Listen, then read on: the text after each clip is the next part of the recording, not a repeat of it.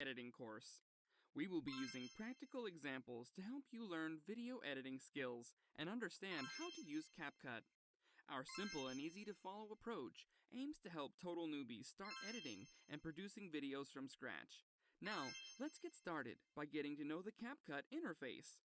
Open CapCut and you'll see the home page.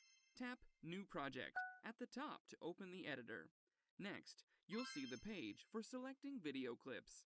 Tap the circle to the top right of a clip to select it, and then tap Add to add it to the project. With that, we'll enter the editor. The editor is split into 4 sections. Let's go from top to bottom. At the top, we can see the Editor Exit button and the Export button. Tap the X in the top left to exit the editor. If you tap 1080p, you can select the video resolution and frame rate. Tap the Export button to generate the finished video.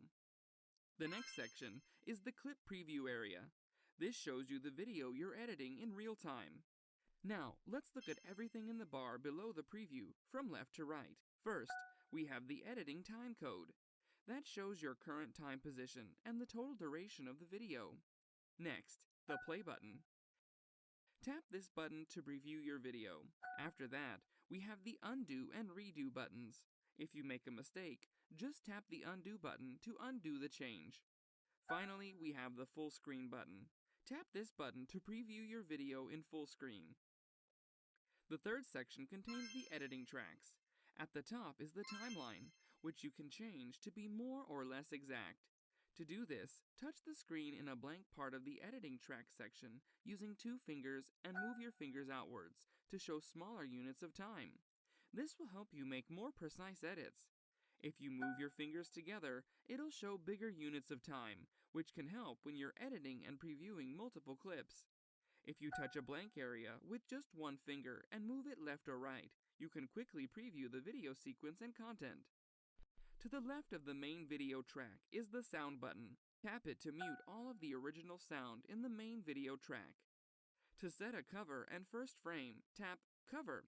You can use one of the preset cover templates as the video cover. On the right, you can see the editing tracks: video, audio, text, stickers, and effects. We can always change the length and position of each track. To the very right is a plus icon. Tap this to open the clip selection page and add more clips to the editor. The fourth section is the editing toolbar. Here we can find top-level buttons like Edit, Audio, and Text.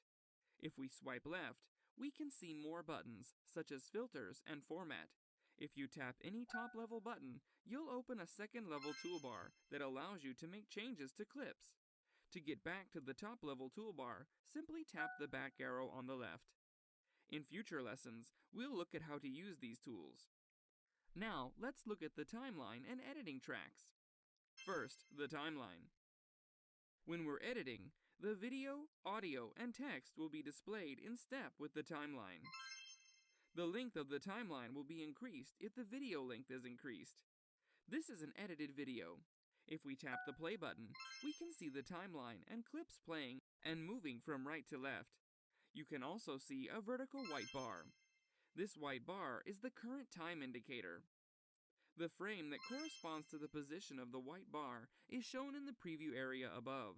When we're editing, we can move a frame to the position of white bar to see what is happening in that frame. Now, you might notice that when the video is playing, the timecode number changes. The first number shows where the white bar is in the video. Right now, it's 02. That means that the white bar is at the frame shown at 2 seconds of the video. The second number is 03, which means the whole video is 3 seconds long. If we tap the plus button on the far right and add a new clip, the time will change to 7 seconds. That means the total duration of the video track is 7 seconds. If your video needs to be a certain length, you can always keep an eye on the second number. Next, we'll take a look at how clips are displayed. If you want to edit a clip, you need to select it first. To do that, simply tap the clip. In this video, we have many different tracks: video, audio, subtitle, sticker, and effect tracks. Because screen space is limited, some tracks are minimized when we're editing so we can focus better. Here we can mainly see the video track and audio track. We can't see the subtitle track. If we want to edit the video subtitles, we can tap the text button in the top level toolbar. This will then bring up the full subtitle track. Select the clip you want to edit and get to work. You can tap the arrow on the left to go back to the top level menu. You can bring up the sticker, effect, and filter tracks in the same way. That's all for this lesson. In the next lesson, we'll take it further and look how to import clips and make some basic edits, including trim and zoom. See you next time!